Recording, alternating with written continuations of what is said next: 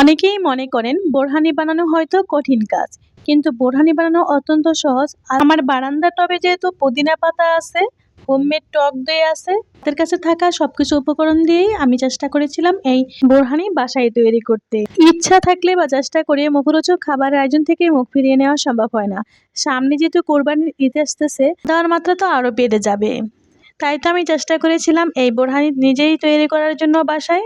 এ সময় ভারী ও ফ্যাটযুক্ত খাবার সাথে পানীয় হিসেবে স্বাস্থ্যের জন্য ভীষণ ক্ষতিকর, সেক্ষেত্রে কোমল পানীয়ের পরিবর্তে রাখা চাই টক দইয়ের তৈরি এই বোরহানি।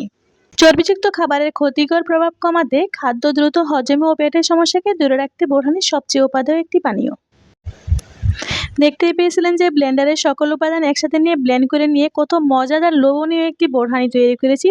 এটি শুধু একটি পানীয় নয়, এতে রয়েছে প্রচুর পুষ্টিগুণ। আসছে কোরবানির ঈদে বাড়ি খাবার দাবার খাওয়া হবে, আর এইসব খাবারের পর যদি এক গ্লাস বোরহানি থাকে তাহলে তো কথাই নেই।